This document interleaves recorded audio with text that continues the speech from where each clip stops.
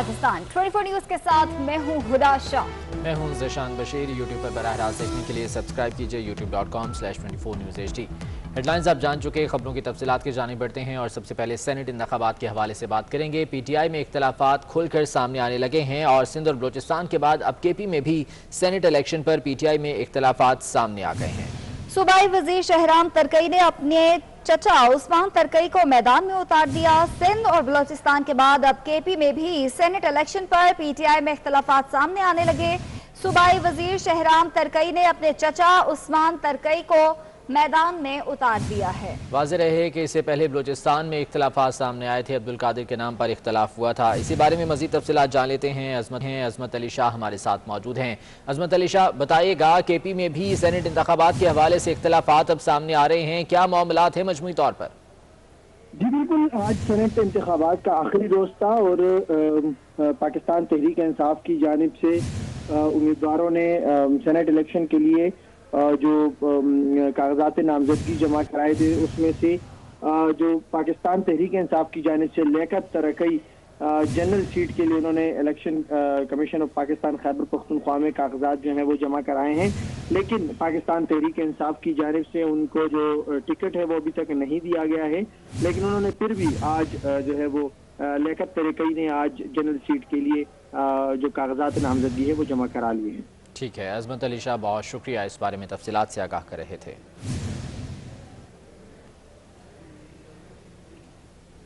तो सेनेट इंतखाबात में PTI में इख्तलाफात में इजाफा होने लगा है। कराची से डॉक्टर आमिर लियाकत हुसैन का ये कहना है कि वो हफीज़ शेख को वोट नहीं देंगे। उनका ये कहना है कि अब्दुल हफीज़ शेख पहले पार्टी की रुकनीत हासिल करें फिर वोट दूंगा। PTI के रहनुमा डॉक्टर आमिर लियाकत हुसैन का बयान सामने आया है, जिसमें उनका ये कहना है कि वो अब्दुल हफीज़ शेख को सेनेट के लिए वोट नहीं देंगे। डॉक्टर आमिर लियाकत का कहना है कि अब्दुल हफीज़ शेख पहले पार्टी की रुकनीत हासिल करें फिर वोट दूंगा। वाज़ेह रहे कि डॉक्टर अब्दुल हफीज़ शेख को सिंध से पहले टिकट जारी किया गया था सेनेट के लिए, जिसके बाद इस्लामाबाद से टिकट जारी किया गया। अब डॉक्टर आमिर लियाकत हुसैन ने भी इस हवाले से इख्तलाफ का इजहार किया है और उनका ये कहना है कि अब्दुल हफीज़ शेख के पास पार्टी रुकनीत नहीं है। अब्दुल हफीज़ शेख पहले पार्टी रुकनीत हासिल करें फिर वोट दूंगा। उनका ये कहना है कि वो हफीज़ शेख को इस तरह से वोट नहीं देंगे। सिंध में भी PTI में सेनेट इंतखाबात के हवाले से इख्तलाफात बढ़ने लगे हैं।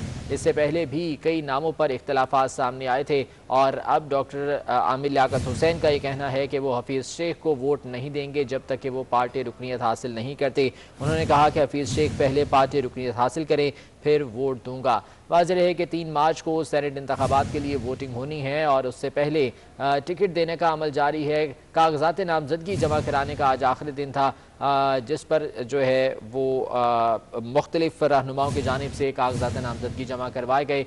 लेकिन जहाँ पर ये इंतखाबात करीब आ रहे हैं वहीं पर इख्तलाफात भी खुल कर सामने आ रहे हैं। तहरीक इंसाफ में बलूचिस्तान से, सिंध से और KP में कैंडिडेट्स के हवाले से इख्तलाफात खुलकर सामने आ चुके हैं और सिंध से इस पहले भी कई नामों पर PTI सिंध रीजन ने अपने तहफ़्फ़ुज़ात का इज़हार किया था, अपने ख़दशात का इज़हार किया था और अब डॉक्टर आमिर लियाकत हुसैन का बयान भी सामने आया है, जिसमें उन्होंने हफीज़ शेख को वोट देने से इनकार किया है।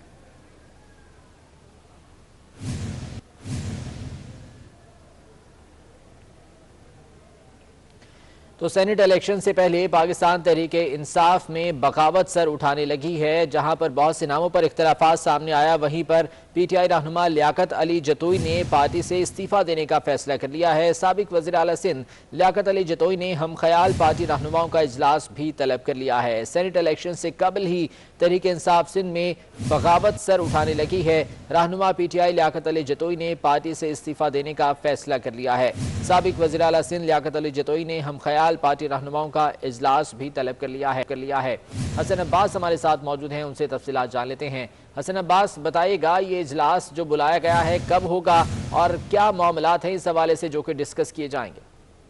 जी देखिए, PTI का जो सिंध रीजन है उसमें बगावत होते हुए दिखाई दे रही है। सेनेट इंतखाबात में फैसल बादा और सैफुल्लाह अबड़ो को टिकट देने पर जो है वो तमाम तर अंदरून सिंध के जो रहनुमा थे वो PTI से नाराज दिखाई दे रहे हैं। साबिक वजीर आला सिंध जो है लियाकत जतोई, जो कि PTI में शामिल हो चुके थे, उन्होंने इस्तीफा देने का फैसला कर लिया है, ऐसा हमारे जराए बताते हैं। लियाकत जतोई ने सिंध भर से जितने भी हम ख्याल रहनुमा है PTI के सिंध रीजन के, उन सबको तलब कर लिया है और कहा यह जा रहा है कि बुध की शाम लियाकत जतोई की रिहाइश गाह पर जो है वो इजलास होगा और उसके बाद मुतवक्का है कि प्रेस कॉन्फ्रेंस भी की जाए लियाकत जतोई की जानिब से। साथ ही साथ साबिक वजीर आला सिंध सरदार मुमताज भुट्टो से भी जो है वो राब्ता किया गया है।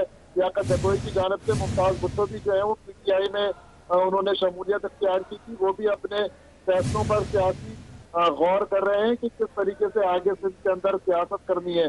दूसरी जानिब अगर हम बात करें तो सिंध भर से जो रीजन के सदर और जनरल सेक्रेटरीज हैं उनका भी हमारे जराए बता रहे हैं कि मुस्ताफी होने का वो फैसला कर रहे हैं और लियाकत जतोई, सदाकत जतोई और दीगर जो अंदरून सिंध के रहनुमा है वो एक दूसरे से राब्ते में है। सबसे हमने गुज़िश्ता रोज भी देखा 24 न्यूज ने सबसे पहले जो है वो खबर ब्रेक की थी कि अंदरून सिंध के जो ठीक है हसन अब्बास, बहुत शुक्रिया तफसीलात से आगाह करने के लिए।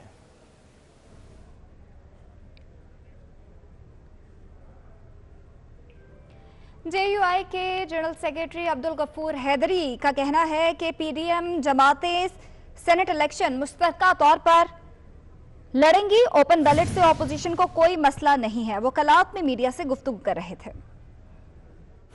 PDM सेनेट का इलेक्शन और ज़िमनी इंतखाबात मुश्तरका तौर पर लड़ेगा।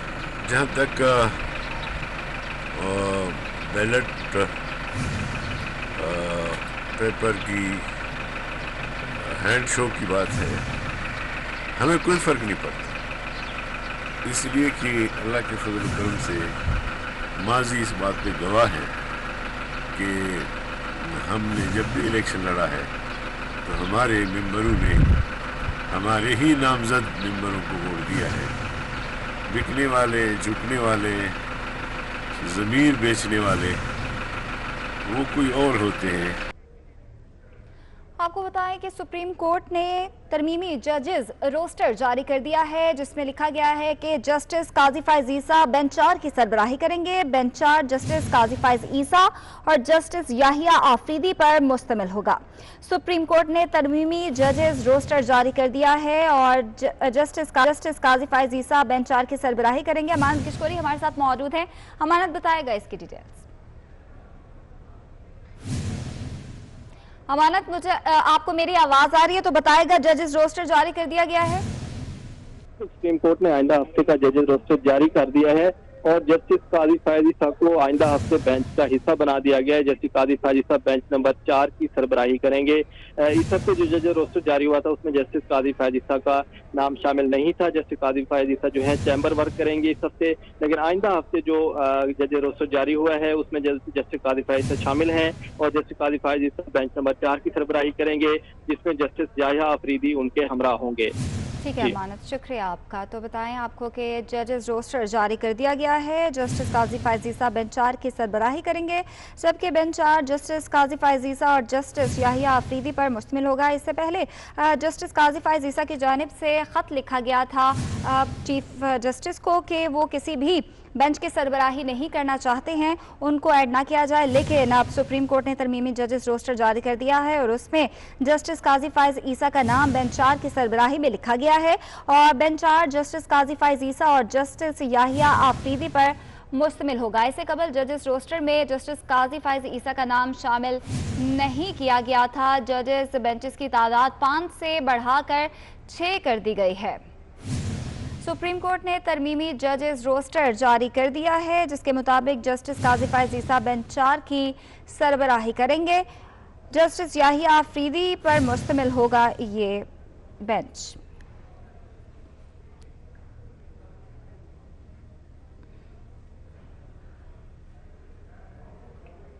और खोखर बरादरान को अदालत से बड़ा रिलीफ मिल गया। सेशन कोर्ट ने LDA को यहां पर कार्रवाई से रोक दिया। खोखर पैलेस में एक इमारत को गिराने से रोक दिया गया है। अदालत ने LDA और ज़िला इंतजामिया की अपीलों को मुस्तरद कर दिया है। खोखर बरादरान को अदालत से ये बड़ा रिलीफ मिला है। सेशन कोर्ट ने खोखर पैलेस में एक इमारत को गिराने से रोक दिया है। वाज़ेह रहे कि इससे पहले LDA और ज़िला इंतजामिया की जानिब से खोखर पैलेस में कार्रवाई की गई थी नाजायज़ तजावुज़ात के हवाले से, जिस पर यह मामला अदालत में गया, जहां पर खोखर बरादरान को अब यह बड़ा रिलीफ मिला है। सेशन कोर्ट ने खोखर पैलेस में एक इमारत को गिराने से रोक दिया है। तफसीलात जान लेते हैं जमालुद्दीन जमाली हमारे साथ मौजूद हैं। जमालुद्दीन बताएगा अदालत की जानिब से क्या रिमार्क्स किए गए इस बारे में।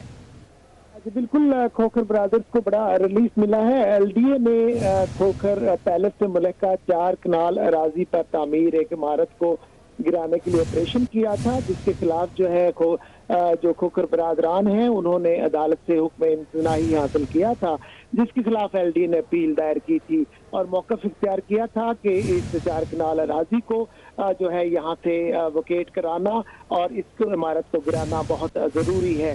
अदालत ने एलडीए की अपील को खारिज कर दिया, मुस्तरद कर दिया और जो स्टे था खोखर ब्रादर्स का उसको बहाल रखा। इसमें अदालत ने जो है खोखर बरादरान को बड़ा रिलीफ दिया है, क्योंकि अब एलडीए का ऑपरेशन खोखर पैलेस से मुल्का 4 कनाल अराजी पर तामीर इमारत को गिराने के लिए जो इन्होंने किया था उसको दोबारा एलडीए करना चाह रहा था। अब एलडीए इस ऑपरेशन को नहीं कर सकेगा। अब जो खोखर ब्रादर्स जो हैं उनका जो स्टे है अब वो कंफर्म हो गया है और एलडीए की अपील जो है खारिज हो गई है। खोखर ब्रादर्स के लिए ये बड़ा रिलीफ है अदालत की जानिब से। ठीक है जमालुद्दीन जमाली, बहुत शुक्रिया अपडेट करने के लिए। और अभी आपको बताएं कि पोलैंड, हंगरी, चेक रिपब्लिक और स्लोवाकिया के माबैन मुआहदे को 30 बरस मुकम्मल हो गए हैं। पाकिस्तान में पोलैंड के सफ़ीर कहते हैं कि तमाम ममालिक दोस्ती और बेहतरीन हमसायगी के उसूल के तहत आगे बढ़ रहे हैं। पाकिस्तानियों को कोरोना के बाद चारों ममालिक में खुशामदीद कहेंगे। वाइसग्राड मुआहदे के 30 साल मुकम्मल होने पर पोलैंड के पाकिस्तान में सफीर ने दीगर सफरा के हमरा मीडिया को ब्रीफिंग दी। उनका कहना था कि चारों ममालिक में मिसाली ताउन दीगर ममालिक के लिए मिसाल है। चारों मुल्क पाकिस्तानी तलबा, सियाहों और कारोबारी शख्सियात को सरमायाकारी की दावत देते हैं। When pandemic is over, the new era of our cooperation will start, and we are inviting Pakistani businessmen, investment, students, tourists to the 4 countries. And with this feeling of optimism, I would like to quote Allama Iqbal, क्योंकि मैं अपने दिल में कुछ ना कुछ बताना चाहता हूँ। सूरज ने दिया अपनी शुआओं को ये पैगाम, दुनिया है अजब चीज, कभी सुबह कभी शाम। चेक रिपब्लिक के सफीर ने कहा कि कोरोना की सूरत हाल बेहतर होने के बाद पाकिस्तानी तलबा की दरखास्तों पर काम किया जाएगा। They are eager to start to work here in Pakistan. So if we combine these two things, this alumni organization can do a lot for further enhancement of our bilateral relations. Poland के सफीर का मजीद कहना था कि state bank of Pakistan और Poland के national bank के माबैन तावन का अहम मुआहदा हुआ है। पाकिस्तान की 90% टेक्सटाइल बरामदात पोलैंड को हैं। कैमरामैन नफीस अराई के साथ जिशान भट्टी, 24 न्यूज, इस्लामाबाद।